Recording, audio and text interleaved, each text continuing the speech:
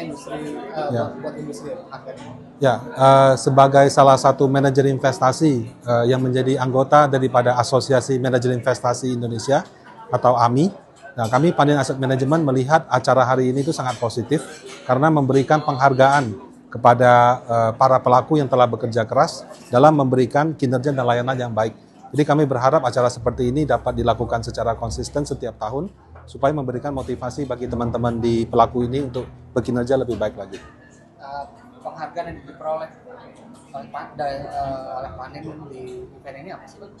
Ada 2 penghargaan yang kami terima. Yang pertama yaitu kategori reksadana saham untuk yang rupiah, dan yang kedua kategori reksadana saham untuk yang US dollar. Apa kelebihan yang bisa ditawarkan ke para nasabah dari dua produk yang Nah, Pandin Asset Management itu adalah salah satu pionir manajer investasi di Indonesia. Kami ini salah satu dari mungkin 4 manajer investasi yang pertama kali terbitkan reksadana. Umur reksadana kami sudah dari tahun 97, namanya Pandin Dana Maksima, dan sampai sekarang tuh masih ada gitu.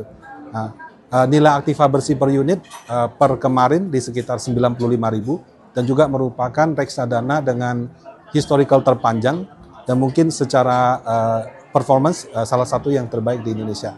Ya, tapi memang kadang-kadang ada tahun-tahun di mana kami bisa mengalahkan pasar, ada juga tahun-tahun di mana kami kalah dengan pasar. Karena kami berpegang pada strategi value. Tapi kami berharap dengan konsisten pada strategi tersebut, kami bisa mengalahkan pasar dalam jangka panjang. Nah, kalau untuk yang US dollar, kami kebetulan cuma punya satu, yaitu Pandin Global Sharia Equity Fund yang berinvestasi di saham Amerika Serikat. Nah, kami melihat perusahaan-perusahaan terhebat di dunia itu masih ngumpul di Amerika.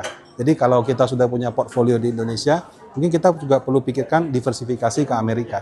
Nah, jadi itu 2 reksadana yang mungkin hari ini membuat Pandin Asset Management menerima penghargaan. Target tahun ini dan tahun depan? Untuk tahun ini targetnya 17 triliun. Kalau yang tahun depan itu masih belum raker, jadi belum bisa ditentukan. Per September berapa tahun? Kalau per bulan Oktober ini sudah sekitar 16. Jadi tinggal 1 triliun lagi. Tapi kalau untuk tahun depan, rakernya baru besok, Pak. Backbone-nya dari produk apa sih? Bisa nanti 17 triliun tahun ini? Kami menawarkan produk yang lengkap sih ya. Jadi kami punya reksadana saham yang dikelola secara aktif. Kami juga punya reksadana indeks. Kami juga punya reksadana pendapatan tetap yang sekarang bobotnya semakin besar. Kami juga menawarkan reksadana terproteksi. Jadi beragam produk kami tawarkan untuk memenuhi kebutuhan nasabah. Tadi soal industri tidak sedang baik-baik saja. Sebenarnya problemnya apa dan kira-kira bisa nggak kita melewati persoalan-persoalan ini? Ya, saya kira memang itu kombinasi dari beberapa hal ya. Ada threat dari eksternal seperti judi online. Ada juga peraturan yang membatasi dari asuransi ke reksadana PAID. Walaupun sudah dilonggarkan, tapi rasanya belum cukup longgar gitu.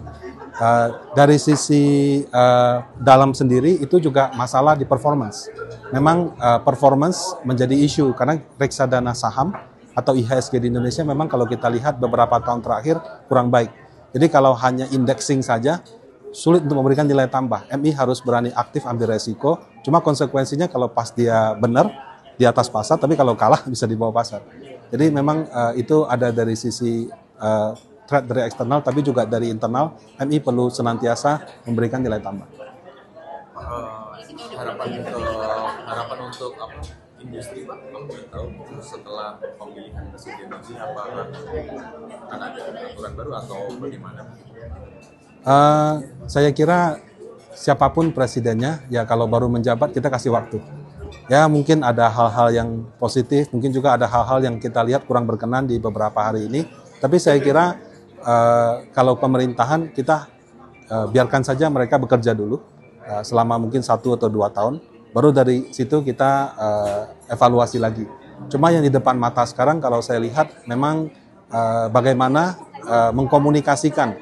Misalnya kalau pemerintah ingin mencapai target pertumbuhan ekonomi 8%, apakah dengan penerbitan obligasi? Dan seperti apa tahapannya? Karena penerbitan obligasi itu sedikit banyak mempengaruhi pricing. Jadi nanti bisa saja imbal hasil yang diharapkan menjadi lebih tinggi karena rencana penerbitan itu. Jadi bagaimana pemerintah bisa mengkomunikasikan untuk penerbitan obligasi terutama di tahun-tahun mendatang. Ya. Ya.